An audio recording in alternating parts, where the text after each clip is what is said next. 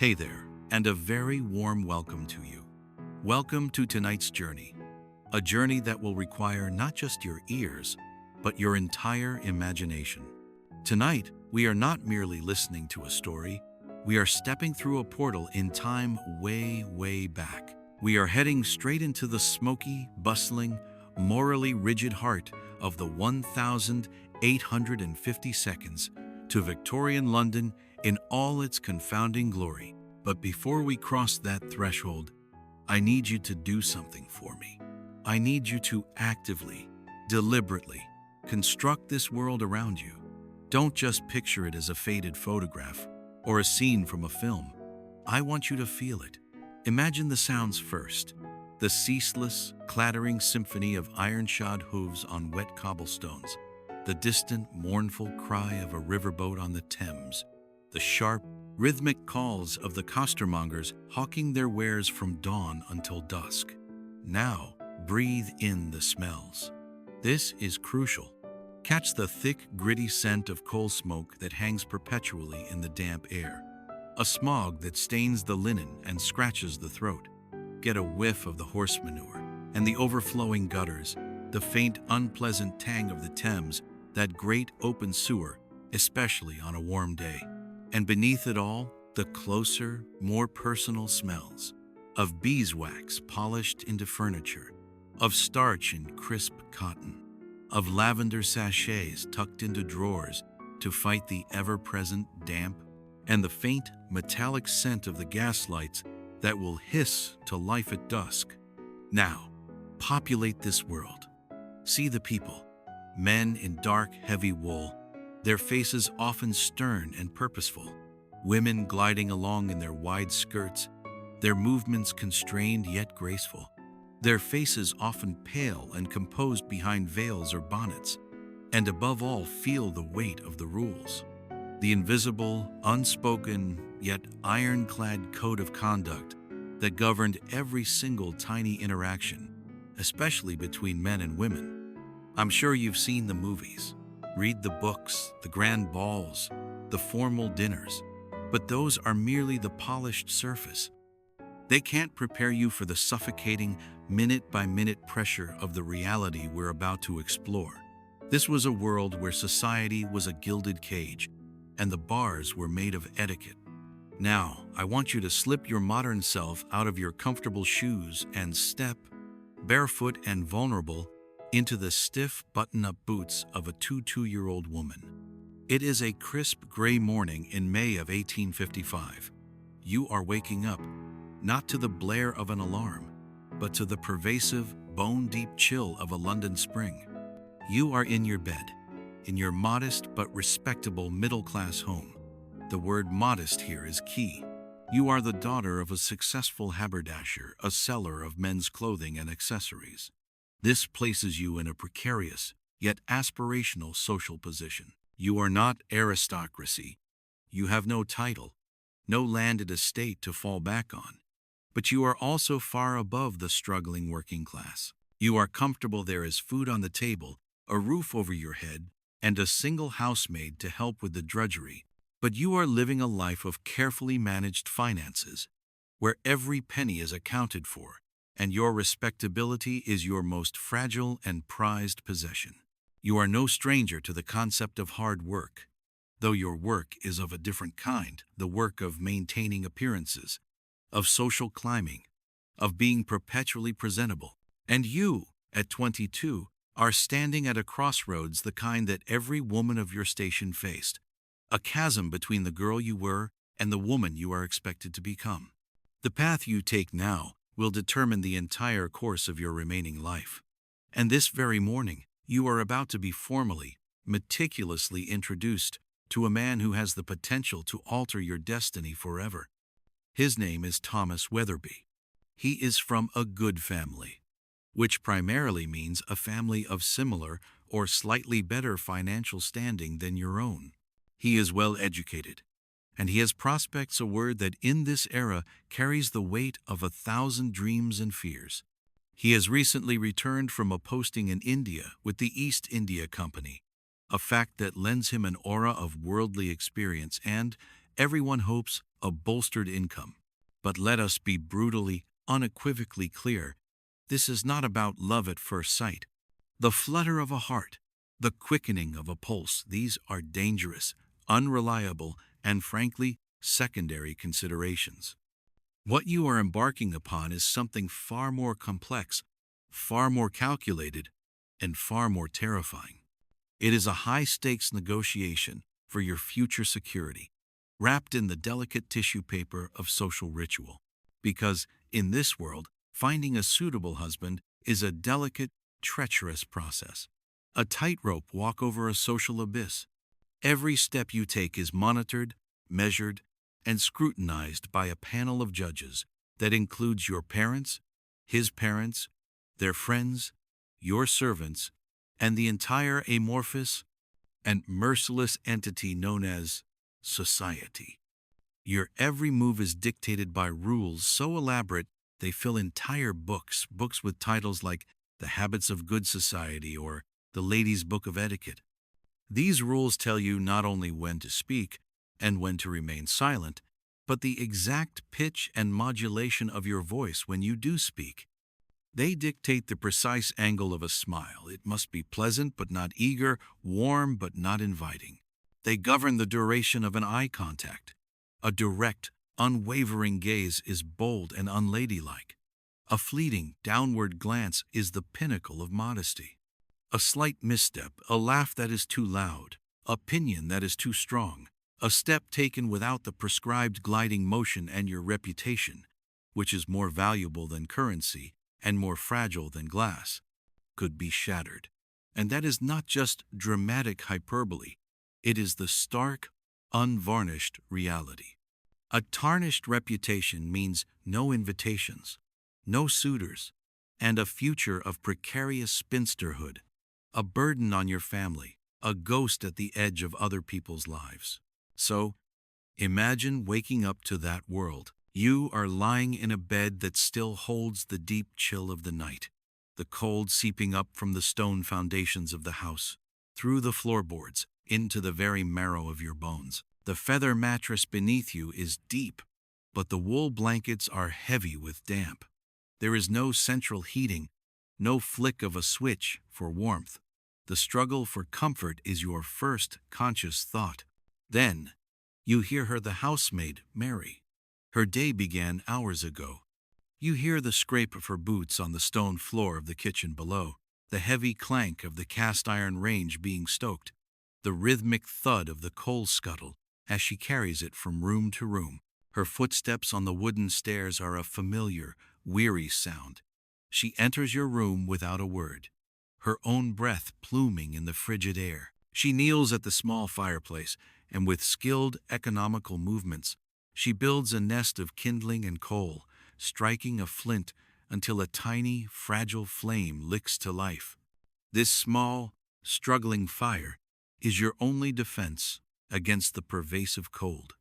This is the world you are waking, to a world that is both incredibly structured, with a rule for everything, and yet constantly testing your ability to perform within those rigid constraints. But you are not entirely without a guide. Your mother is your general in this silent war. She is the one who has drilled these rules into you since you could walk. She is the one who corrects your posture, modulates your tone, and selects your reading material. She is your strategist, your coach, and your most anxious critic, all rolled into one. And this morning, her energy is a palpable force in the house. For weeks, she has been preparing for this single event, the visit from the Weatherby family. The house has been turned inside out with cleaning. Every piece of silver has been polished to a blinding shine. Every carpet beaten within an inch of its life. Every window pane washed until it is invisible. The best china, usually locked away, has been brought out. A special cake has been baked. This is not a polite social call. This is, in every sense that matters, a job interview. The job? Wife. The contract? For life. The benefits? Social standing and financial security. The interviewers? Everyone in the room. But don't let yourself get swept away by any romantic notions. This isn't a fairy tale where you'll lock eyes across a crowded room and share a moment of profound understanding. You will not be alone with Thomas, not for a single second. From the moment he enters your home to the moment he leaves, you will be chaperoned. Your mother will be there, his mother will be there, your father will be there. Every word you exchange with him will be public property.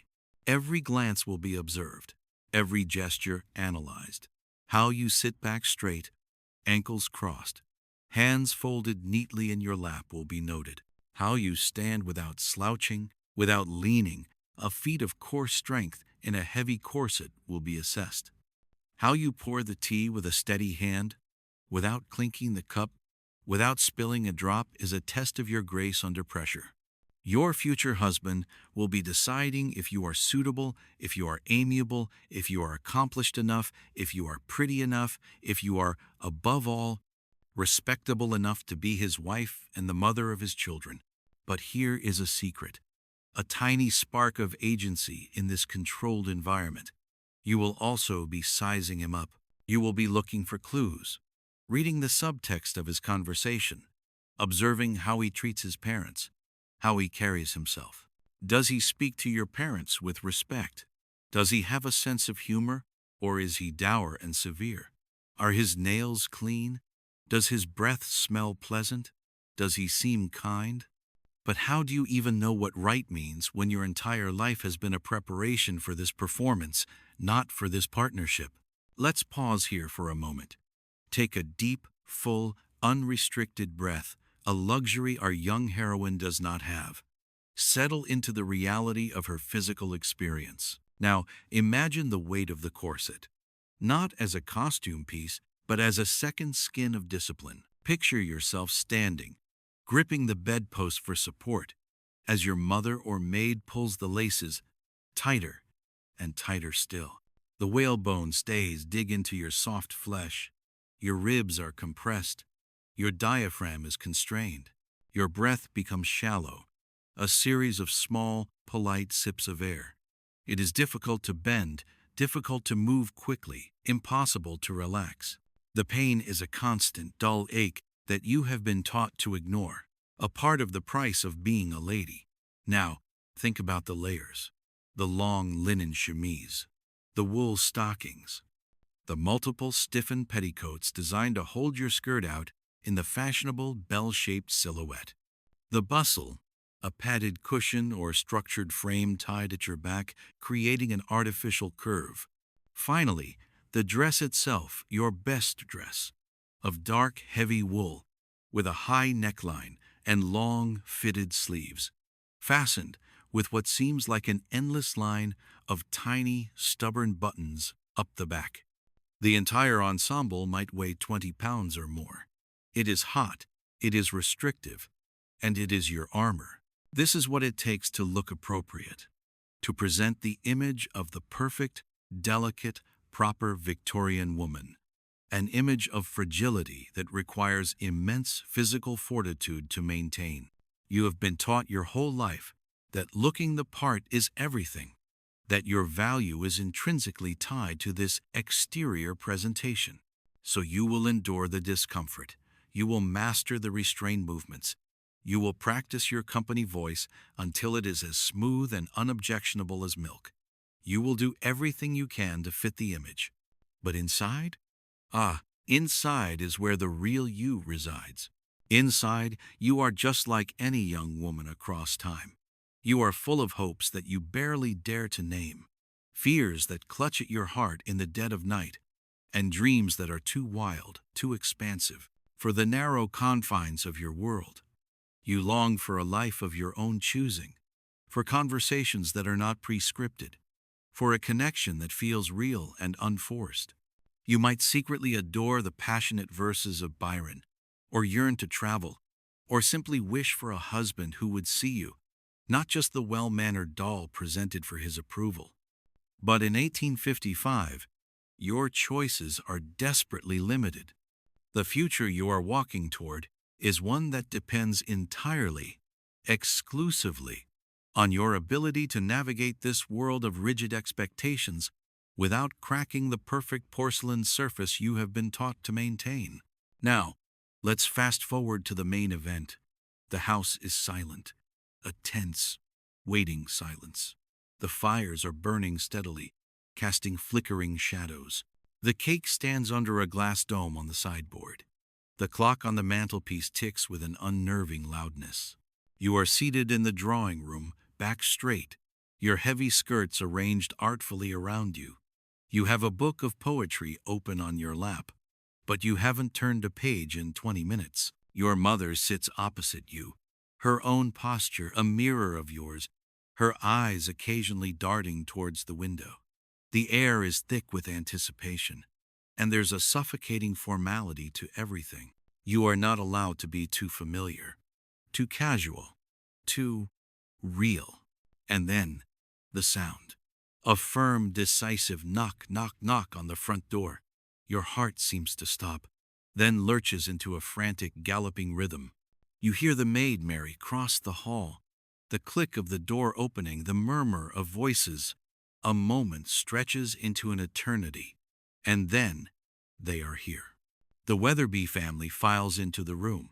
First, Mr. and Mrs. Weatherby, his face stern, hers a mask of polite appraisal. And then, behind them, Thomas. What do you notice about him? Your eyes, practiced in the art of the discreet glance, take him in.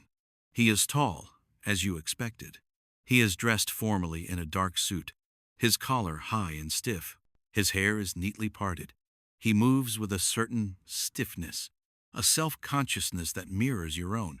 He is not dashing in the way of a storybook hero. He looks normal, perhaps a little nervous. He avoids looking directly at you at first, following the script of introduction as your father steps forward. His voice, when he finally speaks to your father, is a pleasant baritone, well modulated. A pleasure to see you again, sir. But here's the catch, the central paradox of this entire ritual. You cannot, you must not, go by how he looks, or even by the surface charm of his conversation. In the world you are living in, it is all about what you can observe in the spaces between the words. It is about the subtle cues. Does he hold himself with an air of arrogance, or is there a humility in his demeanor? When he is asked a question, does he answer thoughtfully, or does he dismiss the questioner? How does he speak to your mother? With a condescending politeness or with genuine respect? Does he seem interested in the world, or only in himself?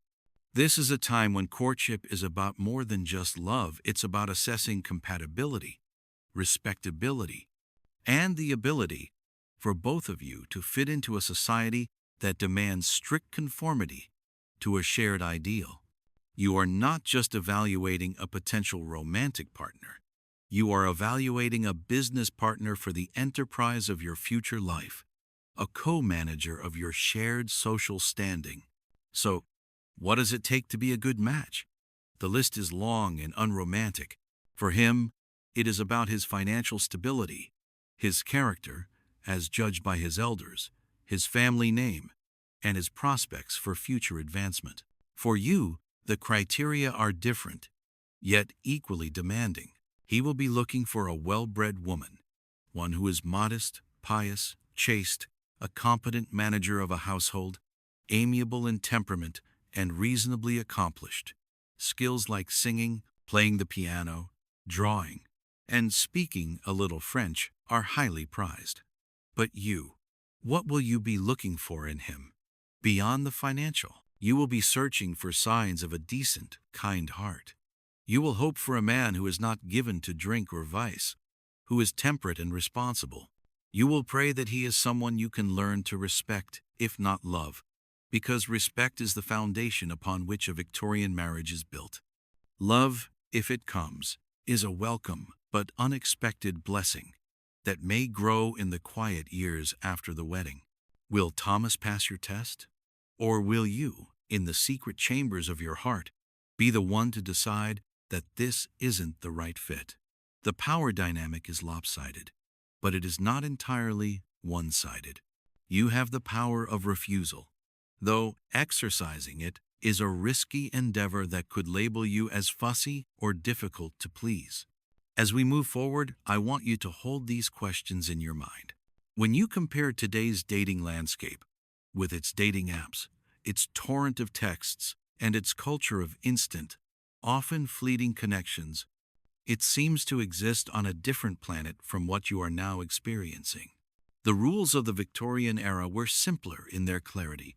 There was a right way and a wrong way, with little gray area, but they were far more rigid and unforgiving. This wasn't a system designed for personal fulfillment or explosive romantic chemistry.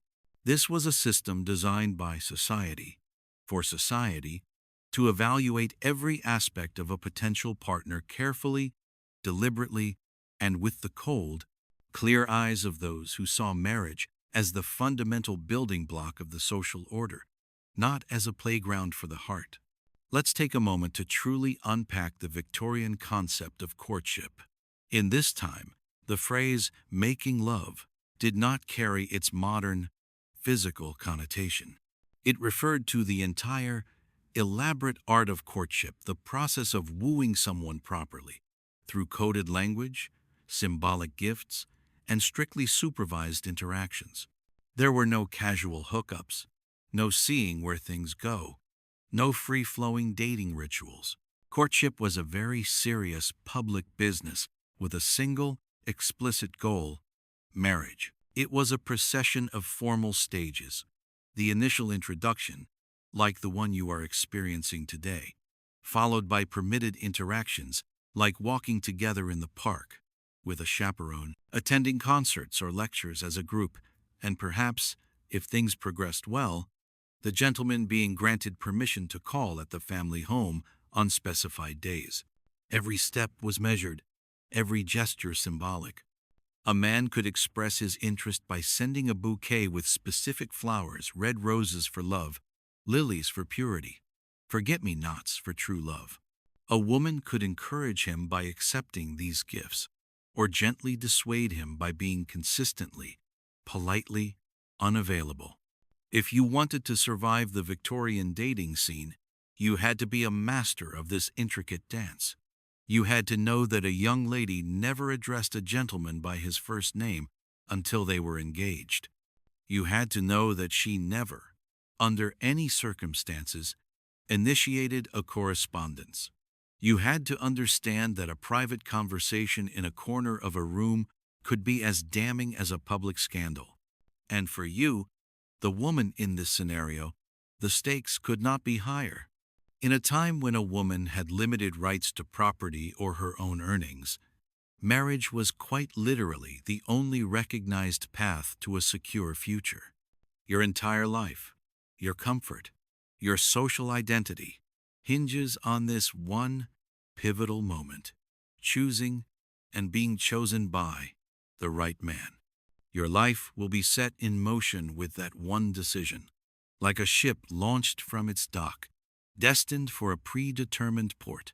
There is no turning back. A divorce was a social catastrophe of unimaginable proportions, virtually impossible to obtain, and a stain that would ostracize you forever. So, how do you know if he is the one?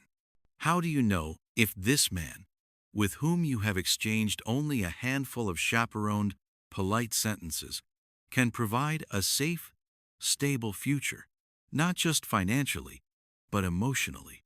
How do you measure compatibility?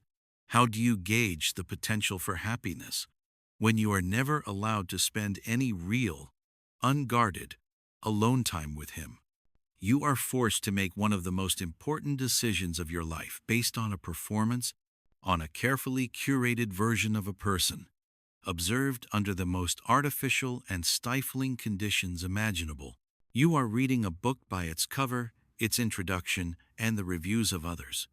But you are forbidden from ever reading a single chapter of the text itself until after you have signed the contract to buy it for life. This is the exquisite tension, the quiet desperation that lies beneath the polished surface of the Victorian drawing room.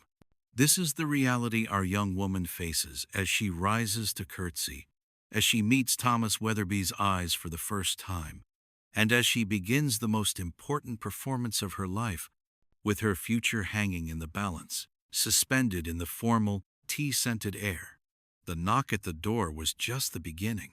The real drama is only now beginning to unfold. As you lie in bed, the cold from the stone walls creeps into your bones. The morning light filters through the small window, casting a pale glow on the room, but it offers little warmth. You pull the heavy wool blanket over your shoulders, wishing for just a few more moments of comfort before you must face the demands of the day. The house is still, except for the faint sound of the housemaid Mary moving about downstairs. Her footsteps echo as she climbs the stairs. Each step a reminder that this day, this visit isn't just any ordinary one. It's the beginning of a series of moments that could change your life forever. Mary enters, her face flushed from the exertion of carrying the heavy coal scuttle up the stairs. She sets it down with a thud, and you watch as she kneels by the fireplace, her hands stained with soot. The fire crackles to life, the warmth slowly pushing back against the chill in the air. She looks up at you, wiping her hands on her apron, her gaze knowing. "Good morning, miss," she says with a half-smile. Her words seem simple enough, but you know they carry more weight today than usual. After all, today is the day the Weatherby family, and particularly their son Thomas, are coming for a visit. Your stomach flutters at the thought of him, this man you've heard so much about.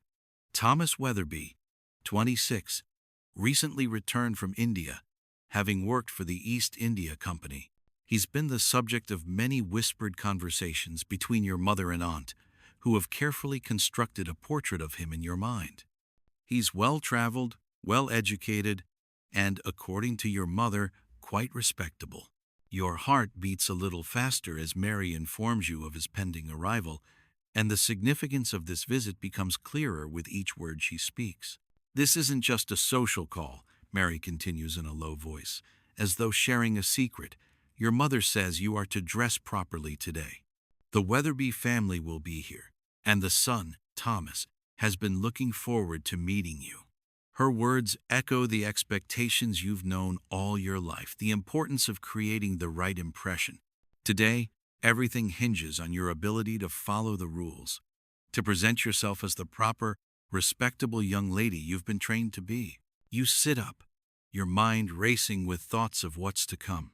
The fire in the hearth is warm, but it's not enough to warm your heart, which beats with a mixture of excitement and nervousness. You glance around the room, taking in the simplicity of the space.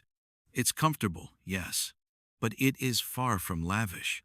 Your family's modest station is reflected in every corner of your home. It's the kind of space where hard work and discipline are valued, where each day is a routine of chores, social expectations, and family obligations. Yet, today feels different. Today, the very air in your room feels heavier, as if it's holding its breath in anticipation of what is to come. As you stand and move towards the window, the world outside feels as distant and foreign as the life that awaits you. The city is waking up in its usual chaotic fashion. The sound of horse hooves clattering against the cobblestones fills the air, blending with the distant cries of street vendors selling their wares. A faint layer of fog clings to the streets, a constant reminder of the thick coal smoke that hangs over London. The smell of the Thames, already carrying the waste of millions, lingers in the air, a reminder that, despite the elegance of your home, the city is far from clean. The sight of the river, dirty and sluggish, seems to match the heaviness in your chest. You pull away from the window, shaking the image from your mind. Today is about control, composure, and propriety, not about the realities of life in Victorian London. Mary is already gathering your clothes for the day, laying them out with care on the bed. It's not just any dress she's preparing, it's your finest, the one your mother had saved for special occasions. A deep blue woolen gown with delicate mother-of-pearl buttons, painstakingly sewn by your mother's hand. The dress represents more than just a beautiful garment. It is a symbol of your family's effort to present you in the best possible light, to show that you are worthy of the respectability that comes with a good marriage. The weight of it, both literal and figurative, settles on your shoulders as you prepare to wear it. Mary helps you dress, and the ritual of putting on the layers begins. First, the thin cotton undergarment that feels rough against your skin. Then the corset. The tightness of the corset is a familiar discomfort. It feels like being held in a vice, each breath coming more shallow than the last. As Mary tightens the laces, you feel your ribs compressing, each tug reminding you of the price of beauty and elegance in this world. The corset, with its whalebone structure, forces your body into the fashionable hourglass shape. But at what cost? Your breath comes in short gasps, and yet, this is the price you must pay. The dress will look perfect, the shape will be right, and you will fulfill the expectations placed upon you, no matter how uncomfortable it may be. Mary works with practiced efficiency, layering petticoats, the bustle pad, and finally, the dress itself. The weight of it all settles heavily on you. The bustle pad gives your skirt that fashionable bell shape. The petticoats add volume, and then the dress. 15 pounds of fabric, all meant to create the illusion of beauty, grace, and propriety. The shoes, though soft and elegant, are far from practical. They're made of soft kid leather, delicate and beautiful, but completely flat. The design is meant for sitting gracefully, not for walking any great distance. The final touch is your hair. Mary pins it up carefully, following the latest fashion. The part is severe, the curls placed just so, framing your face with a controlled elegance. You look at yourself in the mirror, taking in the reflection. The woman who stares back at you is almost unrecognizable. The pale face, the carefully arranged curls, the dress that hugs your figure, all of it screams respectability. It is the image you have been trained to present to the world, the image that says you are worthy of a good match, of a future built on tradition and propriety. Yet beneath it all, you are still the same woman full of questions, doubts, and hopes. As you finish your preparations, your mother enters, her own dress more modest than yours, but no less purposeful. Her face is a picture of calm, but you can see the hint of worry in her eyes. She has been waiting for this moment just as eagerly as you. She knows how much is riding on today. The Weatherby visit could be the start of something important, something that will secure not just your future, but the future of your family as well. Remember the rules, your mother says gently, her voice steady but firm. No accepting gifts, no touching. Keep the conversation light, and let him lead. You must show him that you are both charming and intelligent, but not too forward. Your father will handle the business side of things. You are to sit, smile, and listen. The instructions are clear. Every gesture, every word, every glance will be scrutinized. You nod, understanding the weight of what is about to unfold. The tension in the room is palpable, but there is no turning back now. You are ready, or as ready as you can be. With a final look in the mirror, you leave your room, stepping into the hallway. The house is quiet, save for the sounds of your family moving about, preparing for the visit. Your father is already in his study, going over his business matters, ensuring that everything is in order. This is the moment when your world could shift, when the small, controlled life you've known could open up to something entirely new. The Weatherbys will arrive soon, and as you make your way downstairs, you feel the weight of expectation bearing down on you. The parlor is already set, the tea ready, the cakes prepared. The room is perfect, everything in place. The house feels different today, as if it is holding its breath along with you. You are about to meet a man who could become your future, a man who may be your husband. But today is not just about you and Thomas, it's about family, reputation, and the rigid expectations of society. As you sit down in the parlor, waiting for the knock at the door, you reflect on everything that has led you here. You are part of a larger system, a carefully orchestrated dance of manners, decorum, and expectations. You are a product of this world, and today you must navigate it with grace. The knock comes, and the world shifts once again. The knock at the door breaks the stillness of the room, sending a ripple of anticipation through your chest. You can hear the sound of footsteps approaching from the hallway, and for a moment, everything else fades away. The parlor is quiet, save for the soft rustle of your skirts as you adjust yourself on the settee, careful not to disturb the layers of fabric that weigh you down. The heavy silence seems to stretch forever, each second feeling like a minute. Your palms are damp inside your gloves, and you resist the urge to smooth your dress for the 100th time, hoping it is still in perfect order. Your heart beats faster now, not just because of the approaching visitors, but because of the stakes. You wonder, not for the first time, if you are truly ready for what this moment means. What if Thomas Weatherby doesn't like you? What if you don't live up to the expectations placed on you by your family and society? It's a terrifying thought. But this is what you've been preparing for your entire life. This moment, this meeting, this first impression, your entire future could rest on how well you play your part. As the door opens, the first to enter is Mr. Weatherby, Thomas's father. A distinguished man, silver whiskers framing his face. He carries the weight of years in his posture, his steps measured and careful. There's a certain authority to him, a presence that commands respect. You rise from the settee as he enters, your back straight, your hands folded neatly in your lap. It's not a moment of genuine greeting. You curtsy, just as you've been taught to do. A slight dip of the knees, an incline of the head.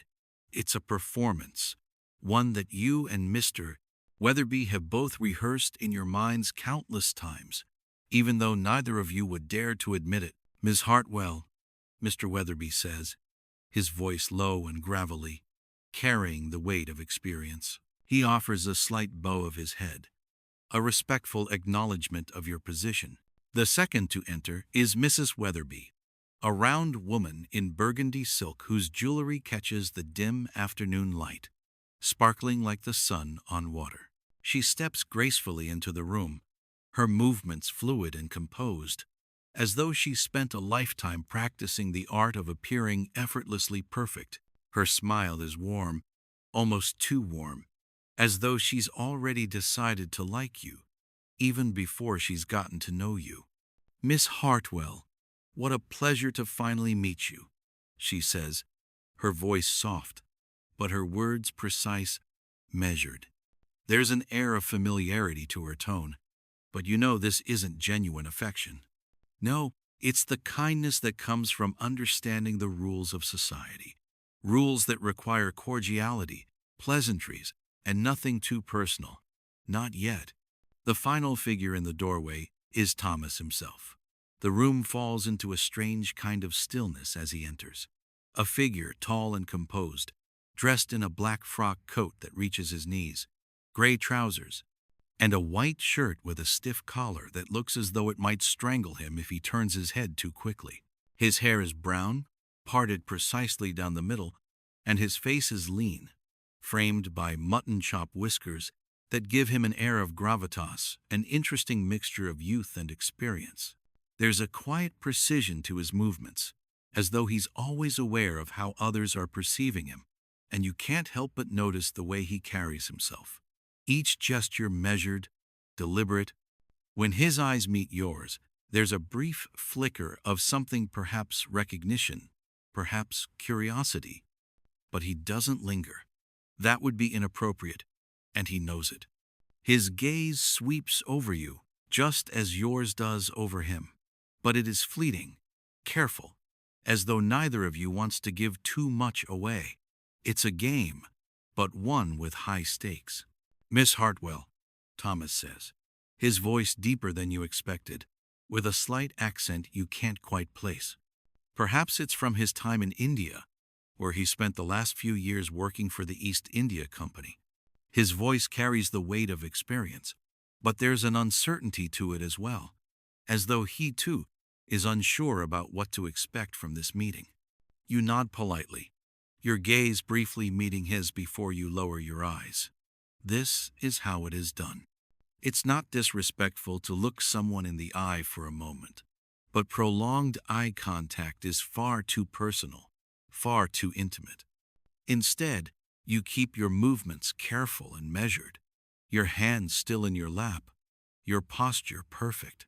As everyone settles into their assigned places, Thomas across from you, sitting carefully on the chair just far enough to maintain propriety, his parents positioned in the background like subtle chaperones. You can feel the weight of their expectations pressing down on you. The formalities of the visit have begun. Your mother, sitting beside you, has her needlework in her lap, but her eyes are constantly moving, watching every interaction, every word, every shift in posture. You can feel her gaze on you, just as you can feel your father's, even though he's yet to enter the room. This isn't just a conversation. It's a performance, a carefully constructed dance of words and gestures, all meant to assess whether you and Thomas could one day build a life together. So, your mother says, breaking the silence, her voice soft but firm, Thomas, we've heard much about your time in India. I understand it was quite a different experience from life here in London. What was it like, if you don't mind sharing? It's a safe topic, one that allows Thomas to speak without revealing too much. But it's also a question that holds weight. How does he answer? What does his response tell you about him? You listen intently, though you keep your face carefully composed. You want to know everything you can about him, his time in India, his thoughts, his values, but you mustn't seem too eager. You must be poised, composed, and above all, discreet. It was certainly an adjustment, Thomas begins, his voice steady, though you can hear the faintest trace of weariness beneath his words. The climate there is. He pauses for a moment, as though considering how to phrase his thoughts. It is challenging, especially for those of us not accustomed to such intensity. But it also offers new perspectives, new ways of looking at the world. I found myself, in many ways, more at home there than I expected. You nod, carefully absorbing his words. There's something about his tone, something that speaks of resilience, of adaptability. But you're careful not to reveal too much of what you're thinking. Your gaze is fixed on him for only a moment longer than appropriate. And then you lower your eyes again, as if acknowledging the significance of his experiences without letting your interest become too obvious. I imagine the heat must be overwhelming at times, you venture, allowing the conversation to flow gently, your voice steady and polite. This is the part of courtship that takes the most effort, finding the balance between engaging in conversation and maintaining a certain distance. You must show intelligence, but not too much. You must be approachable, but not too forward. You must be engaging, but never too familiar. It was, Thomas agrees, a slight smile tugging at the corner of his mouth. The heat, yes, but the rain. There were days when I came to appreciate English weather, as strange as that may sound. The rains in Bombay, the humidity, the thick air, it's nothing like what we have here. Your smile is small, polite, but genuine. You can sense his honesty in his words, even if they remain guarded. It's a dance, as much as it is a conversation. Each exchange feels like a test. And yet, even with all the formality, even with the chaperones and the expectations, there's something more here, a subtle spark perhaps, or simply the beginning of understanding. The conversation continues, now shifting to less personal topics, but you notice how Thomas's posture relaxes just a fraction. It's a subtle shift, but you see it. Perhaps he's starting to feel the same thing, this invisible connection that begins to form between two people who are being carefully watched, but who also sense something beneath the surface, something that transcends the rules of courtship. Still, you remind yourself, today is not about discovering love. Today is about the future, about your place in society, about finding someone who will offer you security, stability, and respectability. The rest, the affection, the intimacy, will come later if at all. For now, the rules remain. The conversation continues in measured tones, each word carefully chosen, as though each sentence holds the weight of your future. The Weatherby family is polite, asking questions about the weather, the latest happenings in the neighborhood, and the books you've been reading. You offer simple, polite answers, trying to sound knowledgeable without overstepping the boundaries of modesty. It's a delicate dance. Too much enthusiasm could seem forward, too little could make you appear uninterested. Each reply must be perfect, a balancing act between revealing just enough and revealing too much. As the hours pass, you begin to feel the weight of the role you must play more heavily than ever. But still, it's not quite you sitting here in this room. The woman who is engaged in this conversation is only a part of who you are, the part that is calm, controlled, and in perfect accordance with the expectations of society. Beneath the layers of fabric, beneath the corset that squeezes your ribs until you can barely breathe, there's another person. One who is filled with questions, with curiosity, with the same longing that most young women of your age harbor, a longing for something more than just a socially appropriate match. But you know this isn't the time for that. Not today. Not with the Weatherby family here. Today, everything is measured, every word is calculated, and every gesture scrutinized. At the same time, however, the carefully controlled conversation isn't without moments of revelation. You find yourself stealing glances at Thomas, trying to discern something deeper about him, about his character. As the conversation shifts to lighter topics, Thomas's eyes occasionally meet yours. The brief flashes of eye contact feel like sparks in the air, sudden and fleeting, yet carrying an undeniable weight. You wonder, not for the first time, what lies beneath his polished exterior. His manners are impeccable, his speech refined, but what of his heart? What of his true nature? In the midst of all this careful dance, you catch a glimpse of something else. It's when he discusses his time in India and the experiences that have shaped him. His words are cautious, yet there's an underlying depth that draws you in. You listen intently, though you keep your gaze lowered, as you've been taught. But your mind wanders, as it often does during these types of conversations, when you catch moments of vulnerability. He talks of the hardships he endured, the challenges he faced living in a foreign land, managing people who spoke languages he couldn't understand, and struggling with a climate that wore him down. There is something raw in his voice, something you can't quite place. Perhaps it's the honesty in his tone, or perhaps it's the way his posture shifts ever so slightly when he talks about the heat of the Indian summers and the frustrations he felt during his time away. And in that brief moment, something inside you stirs. It's not love, it's not even close to that, but it's curiosity, something deeper than what you've been trained to feel for a potential suitor. You can't help but wonder about the man behind the carefully crafted exterior. There's more to him than just the image of the respectable, well-mannered man who has traveled far and wide. This is a man who has faced hardship, who has lived a life full of experiences that could make or break a person. But before you can reflect further, your mother speaks again, snapping you back into the present moment.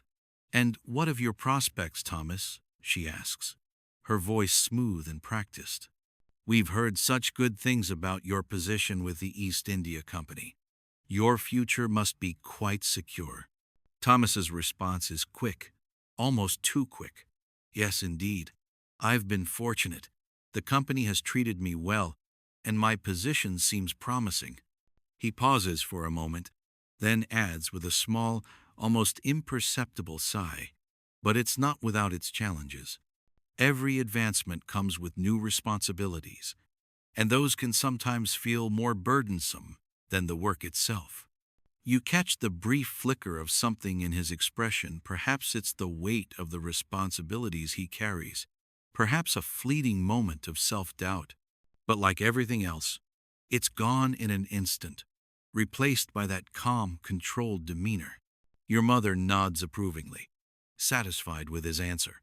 But you find yourself wondering once again about the man behind the word. What are his true ambitions? What does he really want? Is it just the steady advancement of his career? Or does he long for something more, something deeper than the public facade he has carefully cultivated? But you cannot dwell on these questions now. The time for such reflection will come later, perhaps, in a different setting, in a different context, when the formalities have passed and the constraints of this socially rigid world have been relaxed. For now, you must continue with the performance, as you have been taught, playing the role expected of you.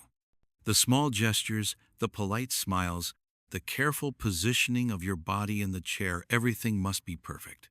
As the afternoon drifts on, the conversation becomes more relaxed, moving away from matters of business and into safer territories: books, music, the weather, the usual pleasantries that fill the air during polite social visits. The clock on the mantel ticks away the minutes, each second marked with the steady rhythm of formality. You're both learning to navigate the spaces between you, the small exchanges, the way you both speak without truly saying anything. In this world, silence can be just as meaningful as words. The small pauses, the subtle shifts in posture, the way a glance is quickly averted, they all hold meaning. Every movement is part of the larger conversation, part of the delicate game of courtship that you must play. Your mother, ever watchful, keeps the conversation moving, ensuring that there's no awkward silence, no uncomfortable pauses that might give the wrong impression. She carefully steers the discussion towards safer topics: current events, local gossip, the state of the weather. Her voice is a steadying influence in the room, giving a sense of purpose to the proceedings. She occasionally looks at you, her eyes sharp, ensuring that you're playing your part, ensuring that you're holding up your end of the conversation. It's not an easy task, this constant balancing act between being charming, intelligent, and modest, but it's a dance you've practiced your entire life. And then, as if on cue, Mary enters the room with the tea tray, setting it down with the grace of a practiced servant. The delicate clink of the porcelain teacups is a small but significant sound, marking the transition from formal conversation to the quieter, more relaxed moments of the visit. The tea itself is strong, brewed to the exacting standards of your family, a beverage that warms you from the inside out. As the tea is poured, you feel the weight of the moment shift slightly. The formality of the visit is still there, but there's a subtle change. The conversation continues, but now it feels less like an interrogation and more like the beginning of a mutual understanding. You pass the sugar bowl to Thomas with a small smile, your hands steady as you take a delicate sip from your cup. The moment feels almost normal. There's something comforting in the small rituals of tea, something that allows a momentary sense of connection to slip through the cracks of propriety. Yet, as you glance at Thomas, you can't help but wonder what will come next. What will happen after today? What will he think of you once the formalities have ended and the visit has concluded? Will he see beyond the layers of fabric, beyond the carefully constructed image that society demands of you? Or will he only see what is presented to him, the polite, well-mannered young lady, carefully primed to meet his expectations? For now, there's nothing to do but wait and observe, just as he will be doing. You continue to drink your tea, engage in polite conversation, and navigate the delicate rules of courtship. You've come this far, after all. The rest will unfold in time. The afternoon seems to stretch endlessly as the Weatherby family settles into the rhythm of the visit. The conversation flows from one topic to another, light and polite, but every word feels like it carries the weight of an impending decision. You catch glimpses of Thomas's gaze as he speaks, his eyes briefly meeting yours before quickly darting away, as though the act of looking directly at you is more intimate than he can allow. His manner is impeccable, as you've come to expect, but you can't shake the feeling that there's more to him than what he's showing, more beneath the surface. As the conversation continues, you become acutely aware of every movement, every sound, every glance. The silence between words is loaded. Each pause, a potential moment for judgment. Each gesture a clue to what might be lurking beneath the formal exterior. You watch his hands, the way they rest on his knee, strong but controlled, and you wonder if he, too, feels the weight of this performance. He seems to be playing his part just as carefully as you are, and yet, every so often, you catch a flicker in his eyes, a brief moment of something unspoken that hints at a depth that doesn't quite match the carefully constructed image of the man before you. Your mother, ever the skilled hostess, ensures the conversation remains light. She steers it towards safer subjects, local gossip, the latest fashions, the goings-on of the neighborhood. Every word she utters is designed to maintain the decorum expected of a woman in her position, and yet, you can tell she's watching you just as closely as she's watching Thomas. Her eyes flicker toward you, making sure your responses are appropriate, that your posture remains perfect, that you don't allow the cracks of humanity to show through too clearly. She reminds you, without speaking a word, that this is not just a visit. This is a performance, and you must be the perfect actress. You catch yourself in the reflection of the window across from you. The sunlight is soft, the fading light of the afternoon casting a warm glow over the room, but you don't look like yourself. You look like the woman you've been trained to become, the woman that Victorian society expects you to be. Polite, composed, graceful, but also distant. You wonder if the man across from you, this man who could very well be your future, sees you as a woman, or simply as a potential match, a suitable partner in his carefully curated life. But what do you see in him? You've been taught to look for certain qualities in a man: a respectable family, good manners, financial security, and social status. You've been trained to assess, to evaluate, to ensure that a match would make sense not just emotionally, but logically, pragmatically, and socially. It's a system of rules designed to protect you, to ensure your future. And yet, as you sit here with Thomas, you find yourself wondering if you can truly follow this path. For a fleeting moment, you wonder what it would be like to fall for someone without these constraints, to choose a partner not based on the social rules you've been taught to follow, but because of something real, something deeper. But then the thought slips away, as it always does. There is no room for that kind of thinking in your world. No room for fantasy or passion outside of the boundaries that have been set for you. You are a woman in the 1,850 seconds, and you must follow the rules. But even as these thoughts swirl in your mind, something inside you stirs. The conversation shifts again, and this time, Thomas's words carry a weight that feels different. You listen closely, as he speaks of the work he did in India, the men he worked with, the challenges he faced managing a diverse group of people. He speaks with a quiet intensity, not the formality that marked his earlier words, but something deeper, something more personal. There's a flicker of vulnerability in his voice, just a momentary crack in the facade, and you feel it. It's a rare glimpse into the man beneath the polished surface, and you can't help but wonder how much more there is to him than what he's letting on. I think the hardest part was learning how to manage men from so many different cultures, he says, his voice steady but with an undercurrent of frustration. There were days when it felt impossible, when communication seemed so broken, when I couldn't understand their perspectives. But that was also the thing that changed me. You learn to adapt, to listen in ways you never thought you would. It's not just about authority, it's about respect, about finding common ground. You don't know why, but those words stay with you. Perhaps it's because you see a reflection of your own struggles in them.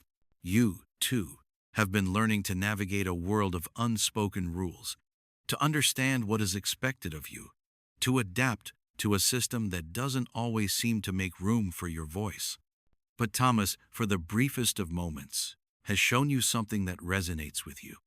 You wonder if he understands, too, the weight of expectation, the burden of being constantly watched, constantly judged. Before you can reflect further, your mother speaks again, her voice cutting through your thoughts like a blade.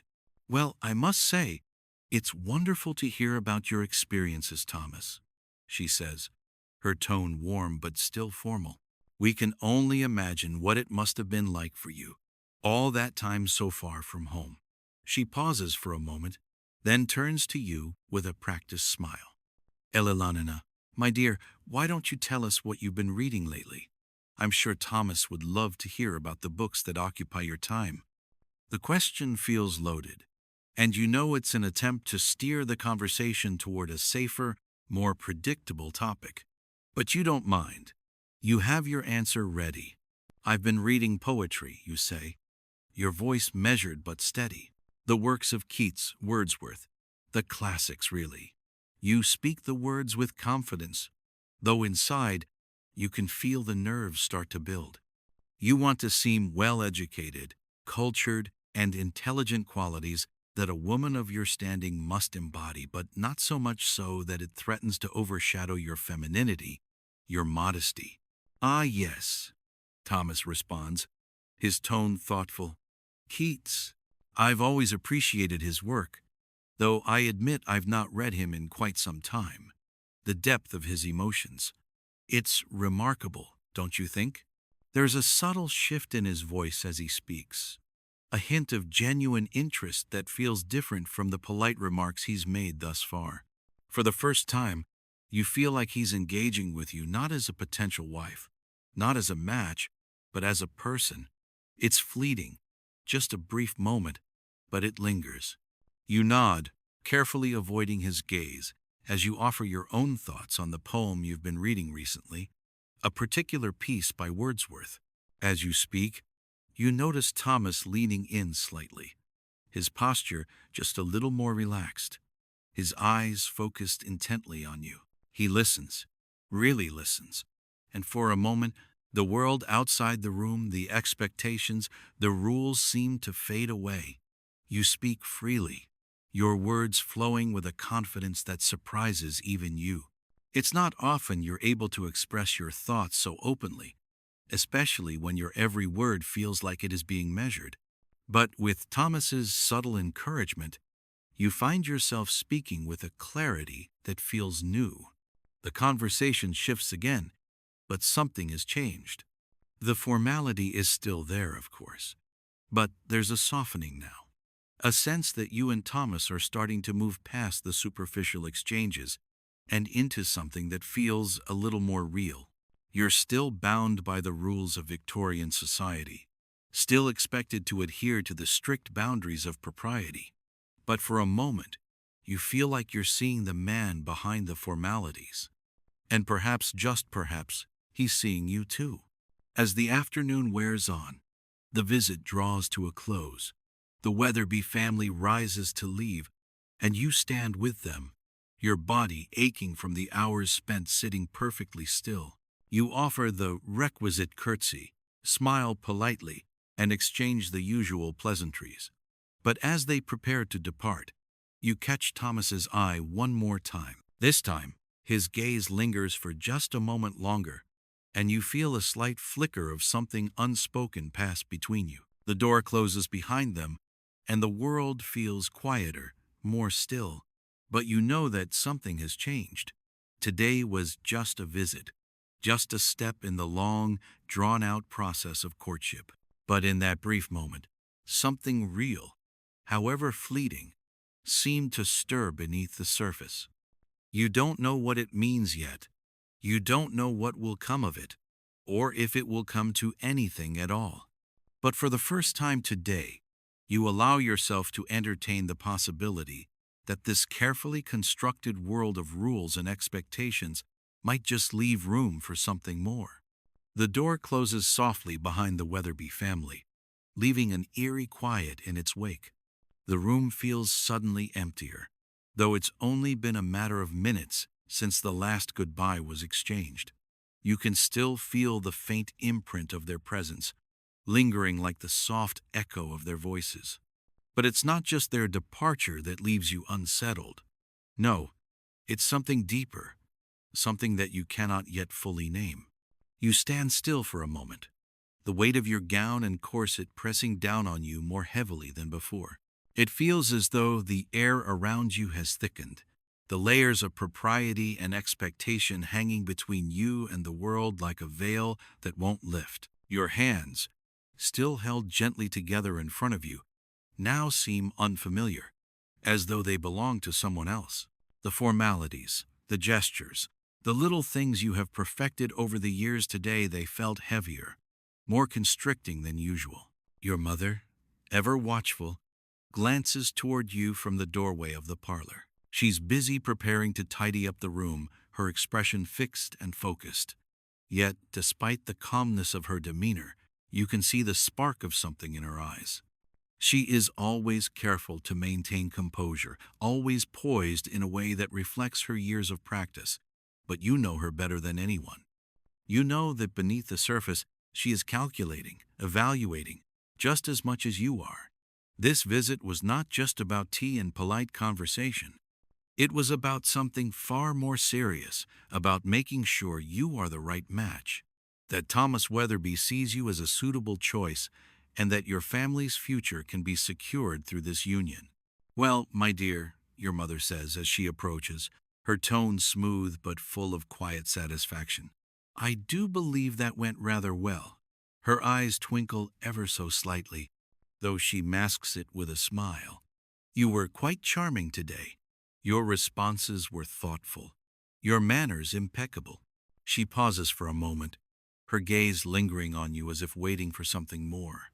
I'm sure Thomas was impressed. You nod, unsure of what to say. The words feel like they would come too easily if you allowed them to slip from your lips. I do hope so, Mother, you reply, your voice more subdued than you intended. You wonder, though, did he truly see you?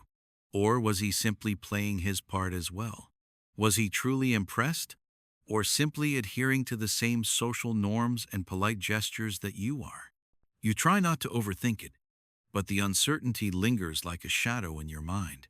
Your mother's smile widens slightly, and she leans in a little closer, lowering her voice. I've heard from Mrs. Weatherby that Thomas has recently returned from India, but I must admit, I'd like to know more about his prospects, his position with the company, his future plans. The rumors about his time abroad have made their rounds, of course, but it's always best to hear things directly from the source, isn't it? You nod again, trying to keep your composure. The pressure to perform, to be exactly what Thomas needs, is overwhelming. But you push it down, focusing instead on your mother's words. What she is saying is not new. You've heard it all before, the importance of securing a good match, the need for financial stability, the desire to align yourself with a man who will elevate your family status. It's all part of the game, part of the intricate web of societal expectations in which you've been carefully ensnared from the day you were born. I'm sure we'll hear more soon enough. Your mother continues, her tone warm but laced with the sharpness of someone who knows exactly what she's doing. I'll be corresponding with Mrs. Weatherby. It's important, you see, to get everything in place, arrange for another visit soon. Keep the conversation going. We don't want to waste time, after all. This is a crucial time for both of you. You mustn't allow things to slip away. You must ensure that he sees you as a desirable match. And her words are meant to reassure you, but they have the opposite effect. Every word feels like a reminder of the weight you're carrying, the expectations thrust upon you.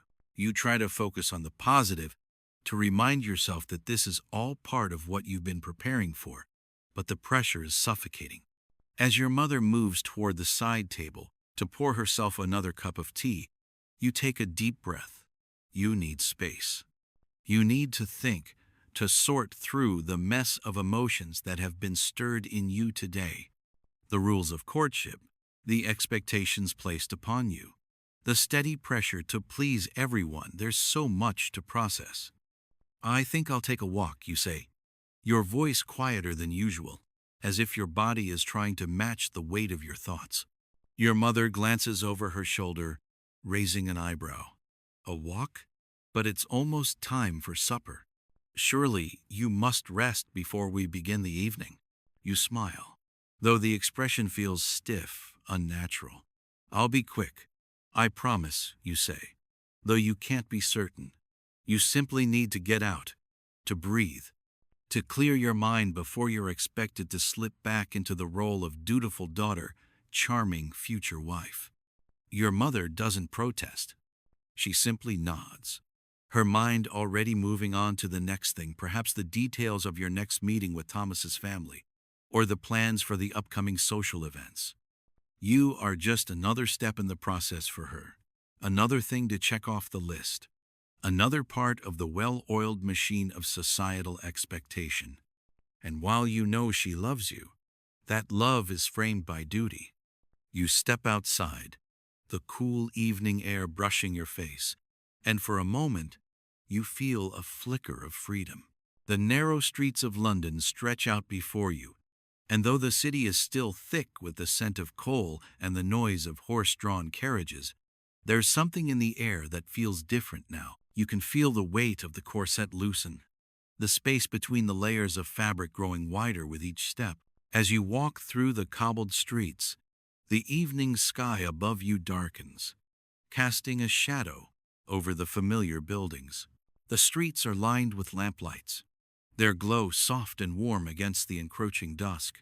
The air is cooler now, the autumn evening settling in, but it feels like a reprieve.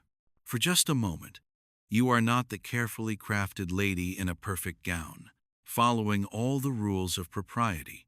You are just a young woman walking through her city, alone with her thoughts. You turn a corner and pass by the river, its dark waters flowing slowly under the bridge. The stench of the Thames is still there, a reminder of the city's grime and decay, but you ignore it. It is strange how quickly your senses have become numb to the smells of the city, to the dirt and the noise. You've learned to live with it, just as you've learned to live with the constraints of your life. As you walk, your mind races. What did you really feel today? Were you truly connecting with Thomas? Or was it just another performance in a long line of performances? His smile, the way his eyes flickered toward yours, it felt real. But perhaps it was nothing more than polite interest, something he was required to show. After all, he wasn't the only one who had to play the part. You, too, are expected to show interest, to be engaging without being too forward, to show that you are worthy of his attention without demanding it too eagerly. The streets of London seem to stretch endlessly in front of you, but despite the uncertainty swirling inside, you feel a strange sense of clarity. The future is still uncertain, but for now, you are in control of this moment. The rules will always be there, always weighing on your shoulders, but perhaps, in time, you will find a way to navigate them, to carve out a space for yourself within the constraints of this world. You take a deep breath, the cool air filling your lungs, and with it comes a sense of resolve. Tomorrow, you will play your part again. You will smile, you will speak, you will be the perfect lady of society. But for tonight, you are just Ella Lenina Hartwell, walking the streets of London, alone with your thoughts. And that, for now, is enough. The evening air is cool against your skin as you walk through the streets of London, and with each step, a sense of quiet begins to settle over you. The city, with all its noise, its bustling life, and the constant pressure of expectation, seems suddenly far away. You've escaped it, if only for a moment. For the first time today, you are not playing a part. There is no mask of decorum to wear, no measured smile, no carefully timed response. As you move further from home, you allow yourself a moment of clarity. The events of the afternoon replay in your mind, and you analyze them with a critical eye, as you've been taught to do. The Weatherby family, their polite conversation, the careful rituals of courtship.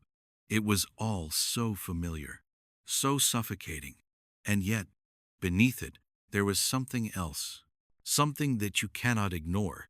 There's no denying the connection that flickered between you and Thomas. You felt it, even if it was fleeting, even if it was covered by layers of propriety. His smile, the way his gaze lingered on you for just a moment too long, the way he had listened to your thoughts on poetry, not just as a man playing his role, but as someone who seemed to want to understand you. Could it be? Could he, too, be searching for something more in this arrangement, beyond the societal obligations that bind both of you? But even as you let your mind wander down this path, a quiet voice inside you cautions against it. This is not how things are done. You are not supposed to feel anything for him beyond what is expected. This is a courtship of duty, not of love. A match made for security, for financial stability, for the preservation of social standing, not for the messy, untidy emotions that you long to feel. Love, if it comes, must grow slowly, under the watchful eyes of chaperones and societal norms. It cannot be rushed, and certainly not at this stage. You push the thoughts aside. You have no room for them. Not now. Not in this world.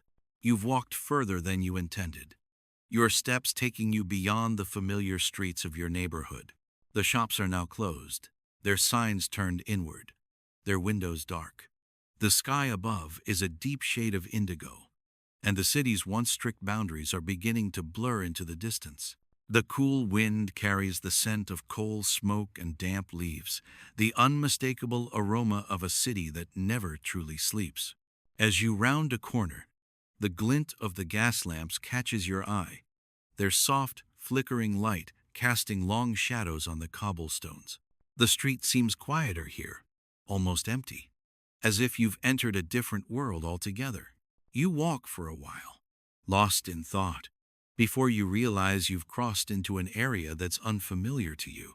You stop, looking around, noting the stark difference in the architecture. The streets here are narrower, the buildings older, and the sounds quieter, almost as if the city has decided to rest in this part of town. It's not the place you should be wandering through, not at this hour, but you feel a strange pull, as if something within you is beckoning you forward. You pause in front of a small bookshop, its window filled with stacks of volumes, many of them leather-bound, their gold embossing faint under the dim light. You've never been here before, but something about it draws you in. Perhaps it's the quiet, the solitude, or perhaps it's the books themselves. Books have always been your escape. The written word was one of the few things in your life that was not dictated by the rules of society, not controlled by your family or the expectations placed upon you.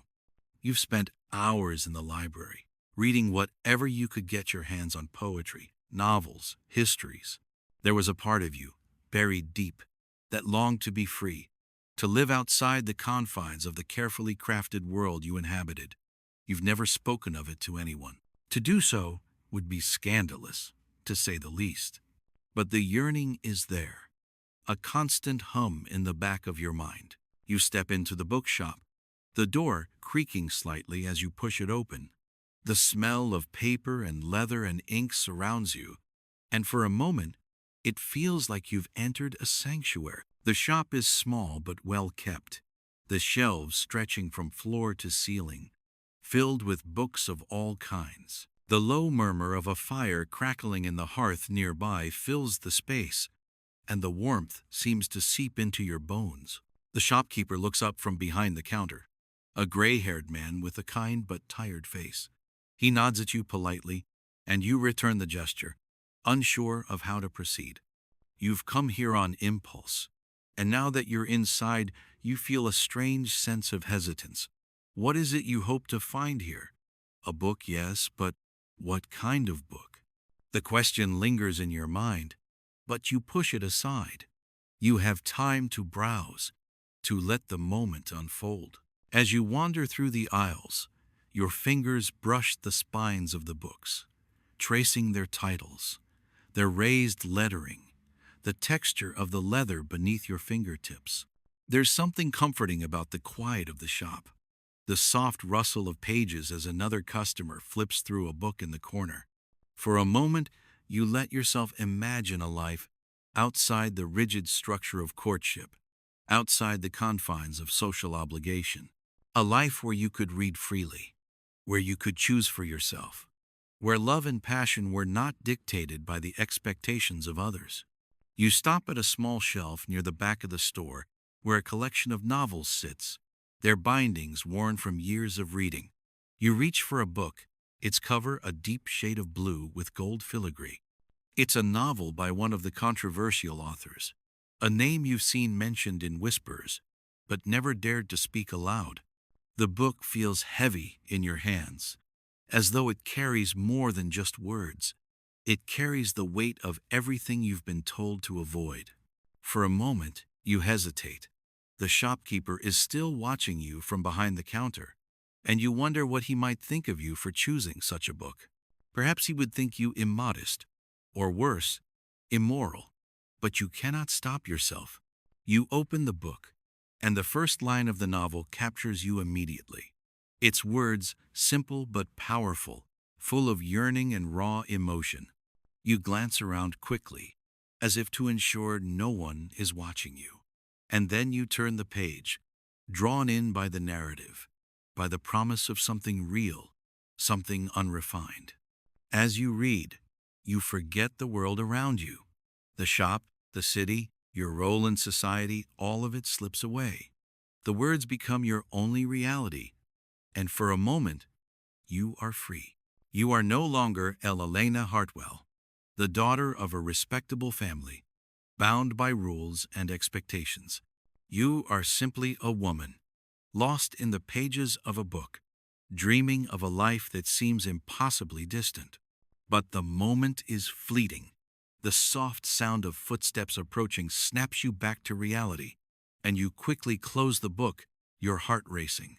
You look up to find the shopkeeper standing before you, his kind face now wary. He must have noticed your hesitation, your discomfort. "I'm afraid that book may not be suitable for someone of your," he begins, his voice quiet but tinged with concern. You flush, your cheeks burning with the sudden embarrassment of being caught. The words are there, on the tip of your tongue, but you don't know how to explain. How do you explain that you long for something more, something outside the carefully structured world of Victorian society? You can't. Not here. Not now. "I apologize," you say quickly, placing the book back on the shelf. "I didn't mean to." The shopkeeper nods, his expression softening, though there's still a note of concern in his eyes. "No need to apologize, miss. Just be careful, that's all. Some things are better left unread." His words linger in the air as you step toward the door, your heart still racing. You walk out into the evening air, the world around you suddenly colder, more suffocating than before. You've taken a small step, into a world that feels both exhilarating and dangerous. But it's a world you can never fully enter. Not now. Not with everything you stand to lose. As you make your way back home, the weight of the evening's events presses down on you again. You are no longer the woman who walked out of the house earlier today, poised and composed. Now, you are someone else, someone who has tasted the possibility of something more, something beyond the rules, beyond the role you've been given. And that taste, that brief moment of freedom, will stay with you. Tomorrow, you will return to your place in the world. You will smile, you will speak, you will continue your courtship with Thomas, and perhaps, in time, you will learn to love him. Or perhaps not. But for tonight, you are no longer just Elena Hartwell, the dutiful daughter. You are someone who has felt the stirrings of a life that could be different, and that is something no one can take away from you. The night stretches long, And even though the moon is high in the sky, you find yourself unable to sleep. The events of the day swirl in your mind, a tangled web of expectations, obligations, and feelings you can't quite make sense of. It's as if a veil has been lifted, revealing a world that had been there all along, hidden behind the rigid rules you've followed your entire life. You lie in bed, the weight of your thoughts heavier than the thick blankets draped across your body. The room is dim, lit only by the faint glow of the lamplight in the corner, and the sound of the house settling around you is oddly comforting. But comfort, it seems, is not what you seek tonight. You've grown restless, unable to quiet the questions that keep creeping into your mind. What is this all for? What is the point of following the rules, of playing your part, if the role you are to play isn't truly you? You can hear the distant clatter of carriages on the cobbled streets outside, the familiar sounds of London at night. Yet, even as you listen, they feel distant, like noises from another world, another life. Your life, the one you've spent so long preparing for, the life your parents envisioned for you, is drawing closer. But is it the life you want? Or is it simply the one you've been told to want? The weight of your corset, now loosened and laid aside, feels like a symbol of the constraints you've lived with for so long. You close your eyes and allow yourself a brief moment to imagine what it might be like to live without the constant pressure of expectation, to speak your mind without measuring every word. You imagine a life in which you could make your own decisions, in which you are not bound by the rules of courtship or the expectations of your family. The thought is fleeting, though. You know better than to entertain such fantasies for too long.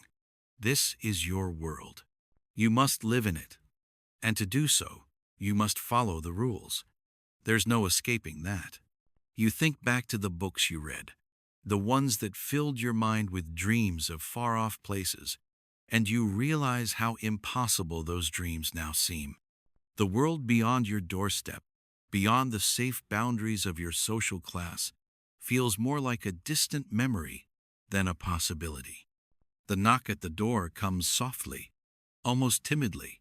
It's your mother's voice that follows, just loud enough to carry through the door. "Ella Lenina, are you awake?" You sit up in bed, the room suddenly feeling smaller. "Yes, Mother. Come in." The door opens slowly, and your mother steps inside, the soft rustle of her gown filling the air. She looks at you with a kind of knowing that only a mother can possess. Her eyes are soft, but there's a firmness to her expression, as if she's come to deliver something important. "You've been quiet since the Weatherbees left," she says, her voice smooth but with an undercurrent of concern. "Is everything all right?" You hesitate for a moment before answering, unsure of how to frame your thoughts. "I'm fine, Mother. Just tired, I suppose." She crosses the room and sits down at the edge of your bed, her presence filling the space. It's natural to feel a little overwhelmed, especially after such an important visit. But you must remember, Ella Lanina, that courtship is not just about feeling comfortable or at ease. It's about making a decision that will secure your future, that will ensure your place in society. You understand that, don't you? You nod, though your heart feels heavy. Of course you understand. You've been told this since you were a child, since you first understood what it meant to be a young lady of respectable breeding. Your mother is simply reminding you of the obvious, the reality that has always been present, the reality that you've been preparing for your entire life. "I know, Mother," you say softly, though the words feel hollow in your mouth. "It's just, sometimes it feels like so much of what we do is for the sake of appearances, for the sake of others." She looks at you, her gaze softening. "Appearances are important, my dear. The world is built on them. But there's nothing wrong with that. It's a way to ensure that you are seen as respectable, as worthy of a good match. And Thomas Weatherby is a respectable young man. You saw how he conducted himself today. He's earnest, well-mannered, and well-positioned. A match like this will bring you security, respectability, and eventually, happiness. The words feel rehearsed, like something she's said 100 times before, to you and to others. You can hear the certainty in her voice, and yet, a part of you can't help but wonder if she believes them herself. The life she envisions for you is a life of duty, of sacrifice, of submission to the greater good. But you've seen the cracks in the veneer, seen how the structure of your world bends under the weight of its own expectations. You've tasted the longing for something more, something deeper. "You're quiet, Elena," your mother says, her voice sharp now. "Do you not understand? This is your future we're talking about. You must be certain. You must be sure of your choice." The weight of her words presses down on you, and for a moment, you wonder if she sees you as a person at all or merely as a tool to secure the future of the Hartwell family. You open your mouth to speak, but the words don't come. Instead, you feel the weight of the years ahead of you, the expectations that will follow, the roles you must play, the life you will lead. All of it hinges on your ability to make the right choice. Finally, you say the only thing you can, "I'll do what's expected of me, Mother. I understand." Her face softens again, and she reaches out to brush a stray lock of hair from your forehead. "Good. I know this isn't easy, but it's the way of the world, and Thomas will make a fine husband. You'll see."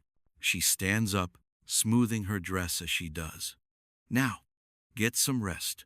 Tomorrow will be another busy day. We'll make arrangements for the next visit. Perhaps next time, Thomas's father can join us.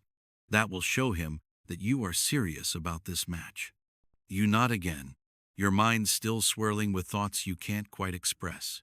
Your mother leaves the room, closing the door softly behind her, and you're left alone with your thoughts once more.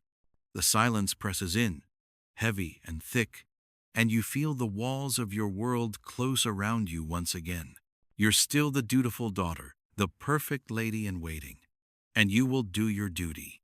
You will smile, you will laugh, and you will engage in the courtship with Thomas as you've been taught. But in the quiet of the night, in the moments when you are alone with your thoughts, you can't shake the feeling that there is something more, something real, that you will never fully know. For now, though, the future remains uncertain. You've promised your mother you'll follow the path she has set out for you. But deep inside, a small voice continues to ask, what if there's more to this life than following the rules? What if you could have a love that isn't just about duty, but about something real? But those questions, are better left unanswered. Tomorrow, you will rise, dress yourself in the layers of expectation, and play your part. But tonight, as you lie in bed, you allow yourself the smallest flicker of doubt, a doubt that, just for a moment, feels like freedom. The days pass quickly, each one much like the last, a cycle of carefully planned visits, conversations, and small but significant gestures. Your life feels increasingly like a script, one written long before you were born, one you are meant to follow without question.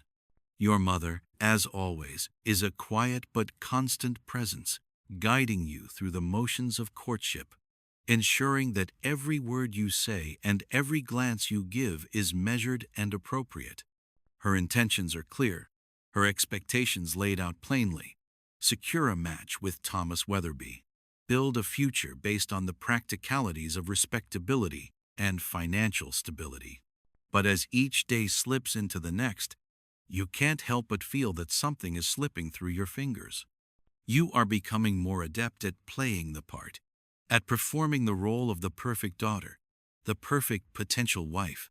You smile at Thomas, with all the politeness you can muster, engage in conversation with the grace expected of you. But beneath it all, you feel the stirrings of something more.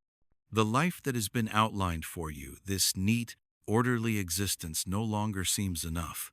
You long for something deeper, more meaningful, but you wonder if that longing is a luxury you can't afford. It's another Sunday afternoon when Thomas visits again, punctual as always, stepping into your parlor with his usual air of restrained formality. This time, the conversation is light, full of pleasantries and polite exchanges about the weather, the latest news, and the state of the neighborhood. But today, you notice something different in the way he holds himself. There's a tension in his posture, an unease that wasn't there before. You wonder what it might mean, but you say nothing, merely listening as he speaks. As always, you sit on the settee, your hands folded in your lap, your feet barely touching the floor, encased in the heavy layers of your dress and corset. Every moment you spend in Thomas's company is spent under the careful scrutiny of your mother or Aunt Caroline, who sits nearby, pretending to be absorbed in her needlework. You are never truly alone with him, not in the way that would allow for a real conversation or the kind of connection you secretly crave. Today, however, as the conversation drifts toward a discussion of his work and recent travels, you notice that Thomas seems more candid, less controlled. There's something almost hesitant in the way he speaks, and as his words tumble out, you realize that he is revealing more of himself than you have ever heard before. It's a small shift, but it's enough to catch your attention. "You know," he says, his voice lowering slightly, "I sometimes wonder if I'll ever really settle back into this life. I've been away for so long. India, London, India again. It's all a blur. There's something about being home that feels almost alien, as if I don't quite belong here anymore. The pace of life, the expectations, they all seem so different now." You look up at him, meeting his eyes briefly before quickly looking away. "I can imagine it must be hard, after so much time away," you reply, your voice gentle, though you are unsure of where his words are leading. Thomas shifts in his seat, his eyes momentarily distant. "It's more than that, though," he says almost to himself. "It's as if I've lost something, or perhaps never truly had it to begin with." He pauses, collecting his thoughts. "Do you ever feel that way, Elalanina? Like you're living someone else's life?" The question hangs in the air, and for the briefest of moments, you forget to breathe. You look at him again, this time meeting his gaze, and in that instant, you see something raw in his eyes, something that mirrors the confusion and longing you've been carrying in your own heart. It's a fleeting moment, but it feels like a crack in the perfect facade both of you have worked so hard to maintain. You hesitate, unsure of how to respond. The truth rises to your lips, the truth you've been avoiding for so long. "Yes," you say, quietly, almost to yourself.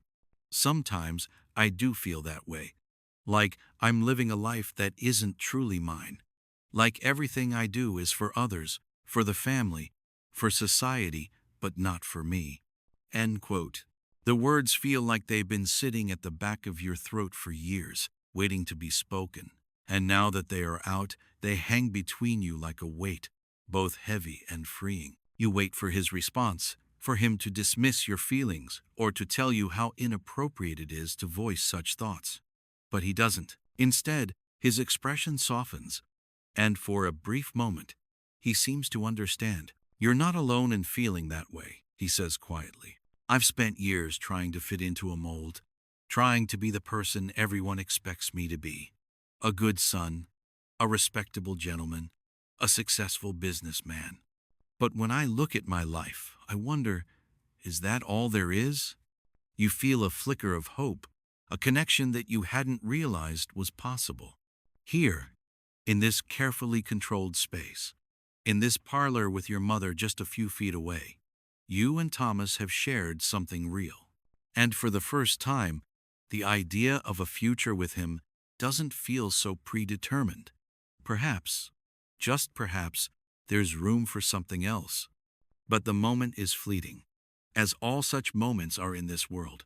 Your mother clears her throat from across the room, her gaze sharp as she looks between you and Thomas. The spell is broken, and once again, you are reminded of the invisible boundaries that separate you from true intimacy. Thomas shifts in his seat, a small smile playing on his lips, but it doesn't reach his eyes. "Forgive me," he says, clearing his throat. "I've been rambling. It's just that sometimes the weight of expectations becomes overwhelming." You nod, unsure of how to respond. What is there to say? That you, too, are drowning under the weight of those same expectations. That you long for the freedom to make your own choices, to live a life that is yours and yours alone. You don't say any of that, of course. Instead, you return to the safe, well-worn responses that have served you so well over the years. "It's understandable," you reply, offering a polite smile. "The pressure of society's expectations can be a heavy burden for anyone to bear."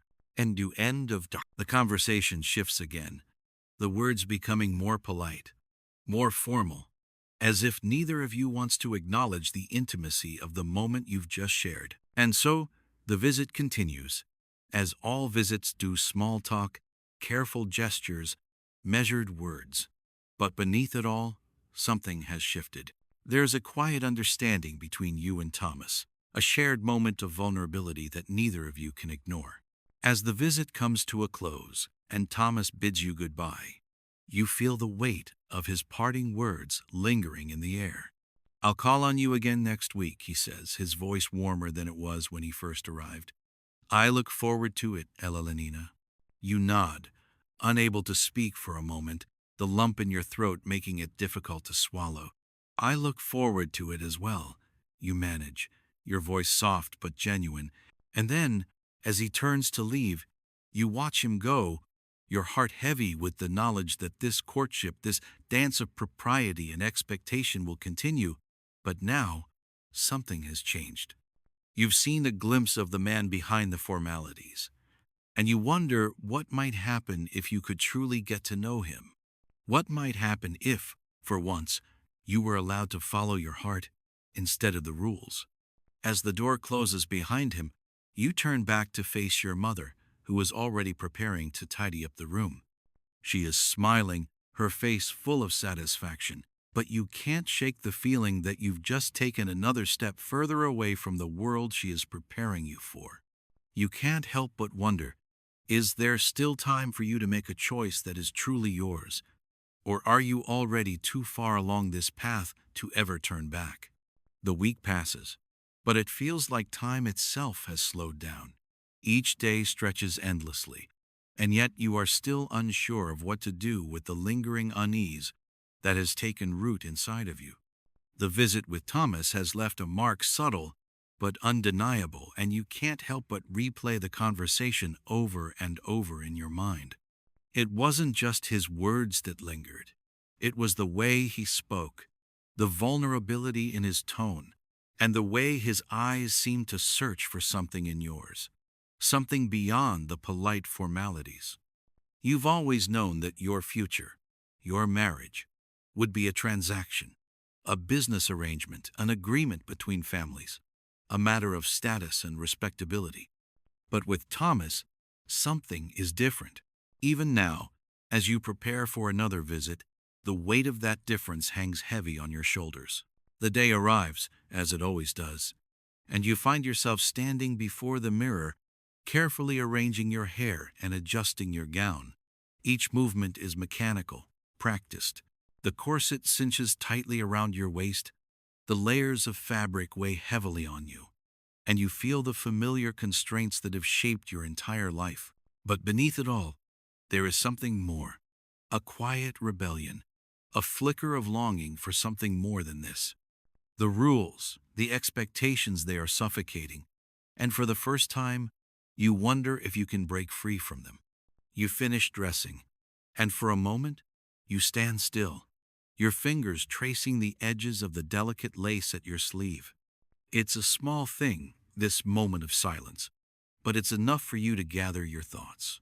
What if you didn't play along? What if you told your mother that you no longer wished to follow this prescribed path?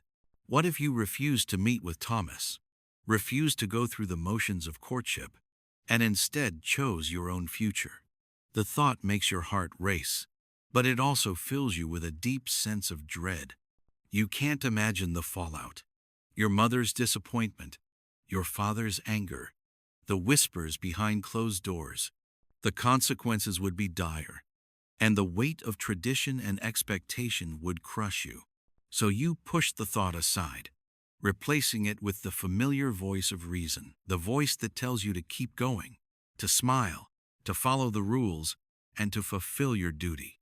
And yet, a part of you, the small, quiet part that is growing louder with each passing day, whispers that there must be more.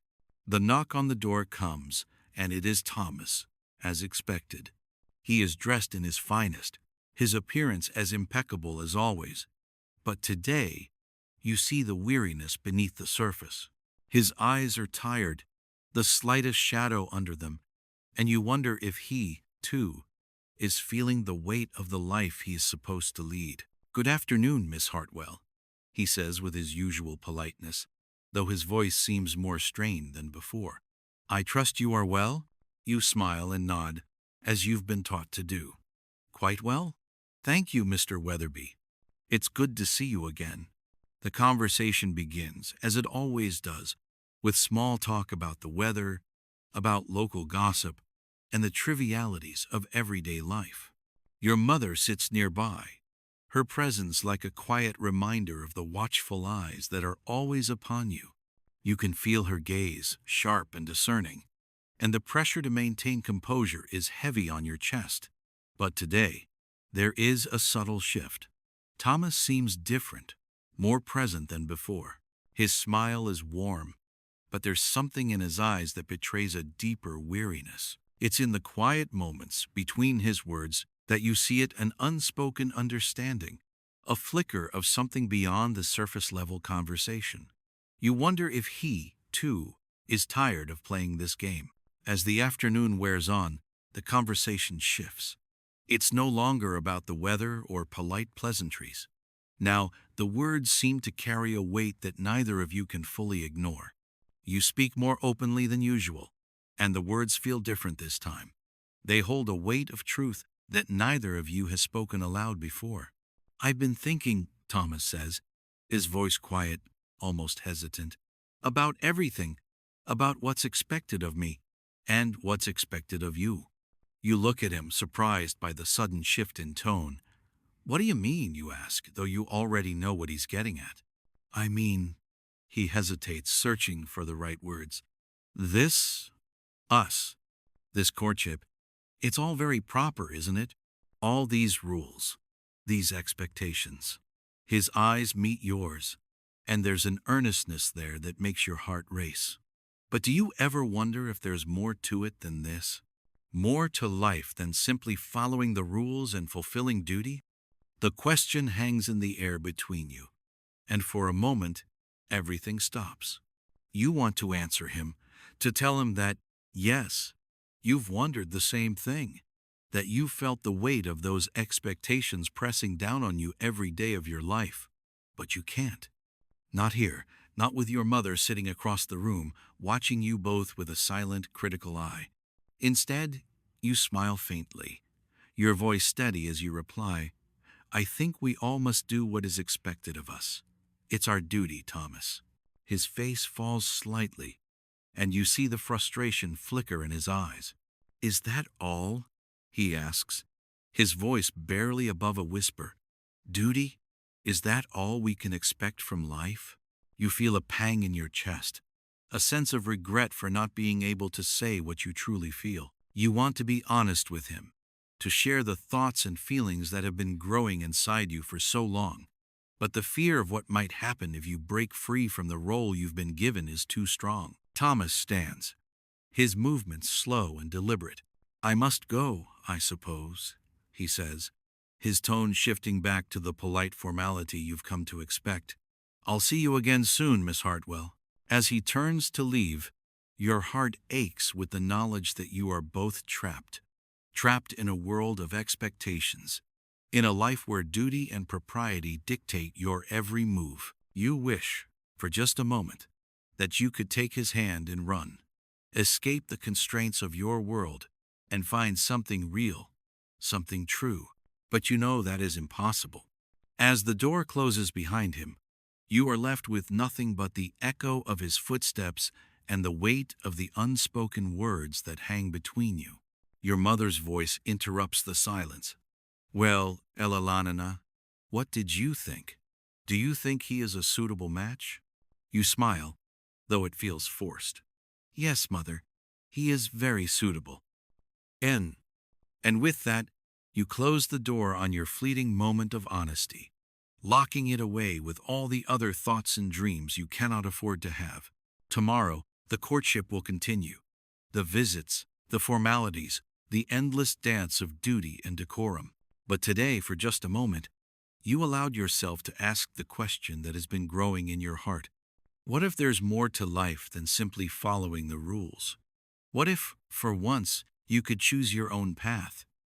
And as the days pass, the question lingers, unanswered but insistent, like a quiet revolution waiting to unfold.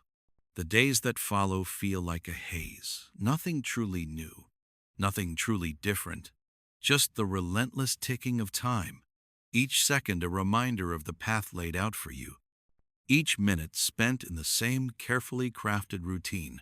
The cycle of formal visits, polite conversation, and dutiful smiles continues. And as much as you try to remain focused on the task at hand, a part of you is restless. The question Thomas asked that day echoes in your mind. Is duty all there is? You can't shake the feeling that something is slipping away, that with every passing day, the chance to choose your own life is fading further into the distance.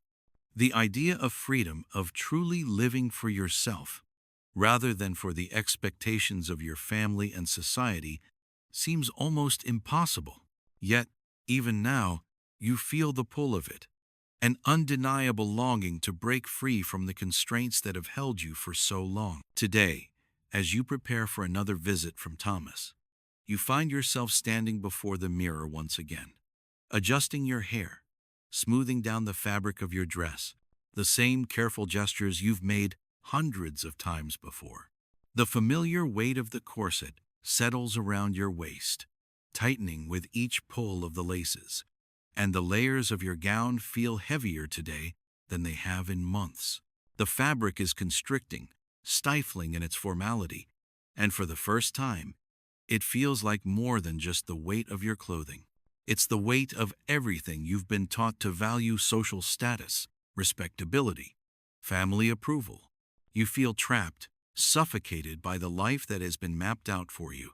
And as you look at your reflection, something shifts inside of you. The woman you see in the mirror is not the woman you want to be. She is the woman society expects you to be: poised, polite, proper. But beneath that image is a person who wants more. A person who wants to live and breathe, to love and be loved on her own terms, not according to the rules set by others. The knock at the door interrupts your thoughts, and with it comes the familiar voice of your mother calling from the hallway. Elalanina, Thomas is here. You take a deep breath, steadying yourself. This is your life, you remind yourself. This is what you've been preparing for. You smile at your reflection one last time, but it feels like a lie now, a smile that is not truly yours. As you descend the stairs, you see Thomas standing in the parlor, his back to you as he converses briefly with your father. His posture is stiff, formal, as it always is in your presence. But there's something else in his demeanor today, a quiet unease that mirrors your own.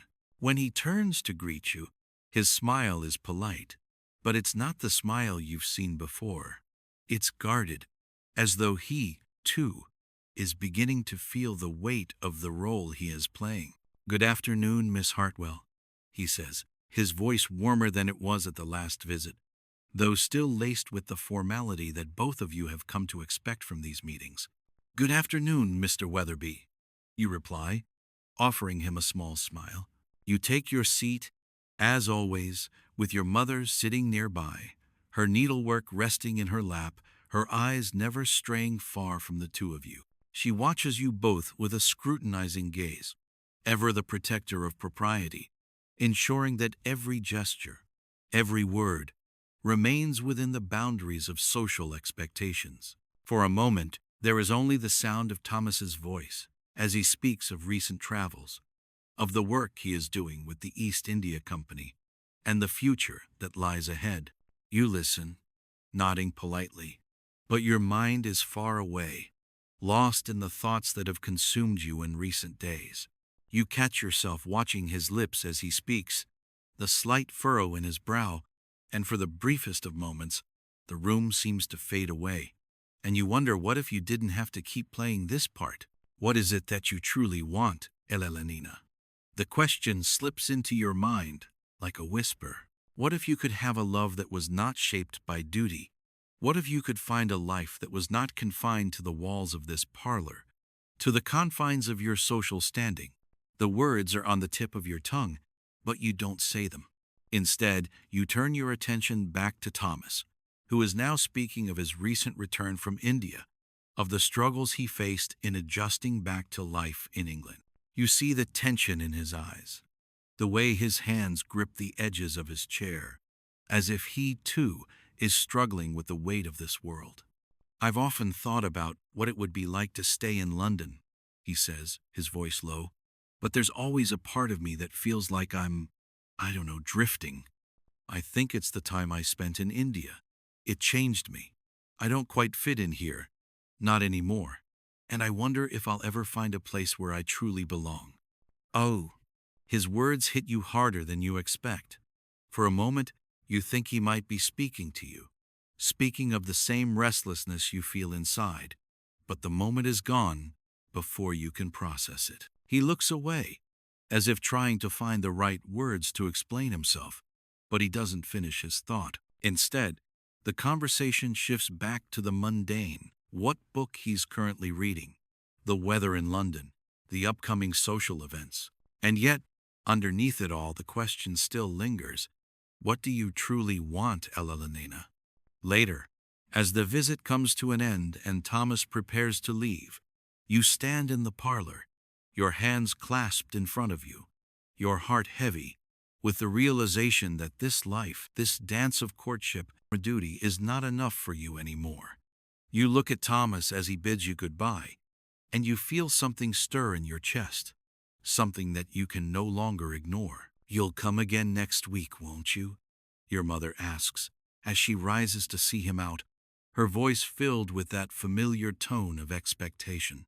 She is already planning the next visit, the next meeting, the next step toward the future she has already imagined for you. Thomas nods, but his gaze lingers on you for just a moment longer than usual. Of course, Miss Hartwell. I'll see you again soon. And for me. As the door closes behind him, you stand still for a moment, the weight of the unspoken words pressing down on you. The room feels empty now, the silence almost suffocating. Your mother is already preparing to resume her tasks, her mind focused on the next step in the courtship. But you can't bring yourself to follow. You can't pretend anymore that this is the life you want. You want something more, something real, something that will fill the space inside you that has remained empty for so long.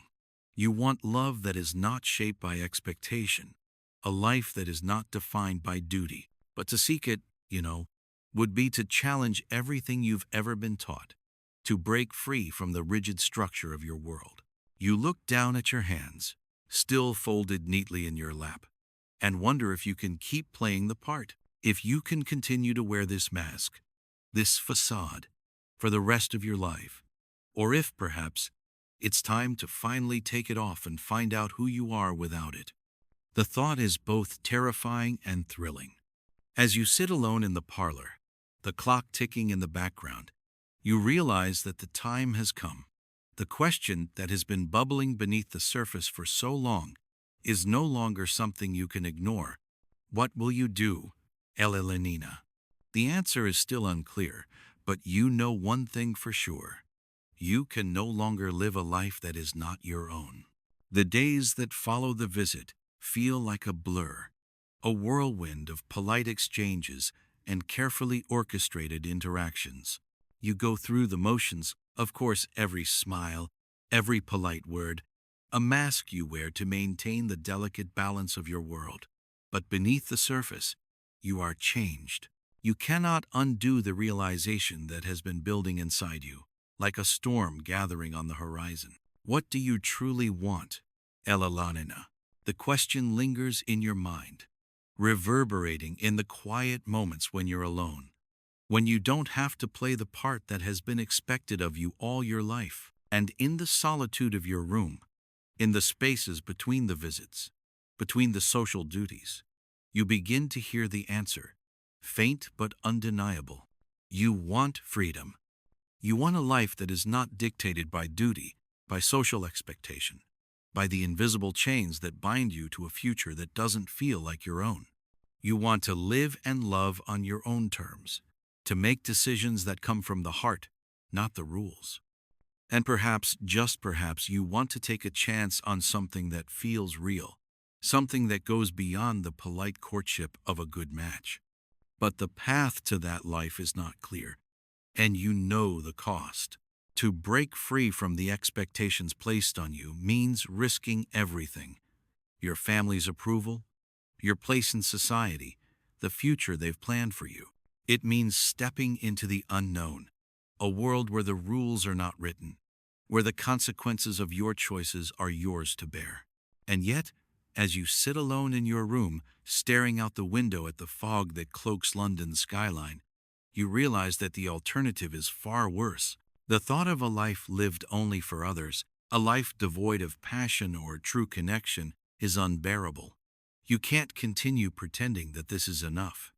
You can't keep following the script that has been handed to you without ever questioning it. Your gaze shifts to the small desk in the corner, where your journal lies open, the pages blank, waiting for you to write the next chapter of your life. It's in these pages that you have recorded your thoughts, your dreams, and your quiet rebellions. It's here that you have begun to voice the truths you've hidden from everyone, perhaps even from yourself. And it is here, in the quiet of your room, that the decision is made. You will no longer be bound by the rules. You will no longer live a life that is not truly yours. The courtship with Thomas, the visitations, the expectations, they are all part of a world that no longer fits you. You will take the risk. You will step forward into the unknown, and you will do it with your heart, not your duty, as your guide. The next day, when Thomas arrives for his weekly visit, you greet him with the same politeness, the same formalities, but there's a new clarity in your gaze, a quiet confidence that wasn't there before. You will listen to him, of course, and you will engage in the conversation, but your mind is elsewhere, focused on the next steps, on the path that is no longer just a path to marriage, but a path to your life. You watch him carefully as he speaks, the familiar tension in his posture, the earnestness in his words, but this time, it doesn't feel like an obligation. This time, you are aware of the choices before you, aware that there is a world beyond the walls of this parlor, beyond the constraints of your position, beyond the role that you've been given. And when the visit finally comes to an end, and Thomas prepares to take his leave, you offer him a smile, a real one, not the practiced one you've worn for so long. There's no fear in it, no uncertainty. It is a smile that says goodbye, not just to him, but to the life that has been laid out for you. "Goodbye, Mr. Weatherby," you say, your voice steady, but with an underlying warmth that is all your own. "I wish you well in all your endeavors." He looks at you, surprised by the finality in your tone, but you can see the flicker of something in his eyes, perhaps understanding, perhaps regret, but there's nothing more to say. The moment has passed. Your mother, ever the watchful observer, makes no comment, but you can feel her gaze on you as you walk away from the door, a feeling of finality settling in your chest. You know that this will not be the last time you see Thomas, but it will be the last time you play this game. The future you once thought was set in stone is now open, uncertain, but all the more real for it. As you leave the parlor and ascend the stairs, you pause at the top of the landing, taking a deep breath. You are no longer just the dutiful daughter, the perfect matchmaker's dream. You are a woman with dreams, with desires, with the strength to choose her own path. The world outside your window is waiting for you, full of possibility, full of life. You don't know what lies ahead, but for the first time in a long while, you feel ready to find out. You will carve your own place in it, with or without the approval of those who sought to control you. And as you stand there, at the threshold of your new life, you know one thing for certain. You will no longer live a life dictated by others. The time to be free, to be yourself, is now. The journey has only just begun.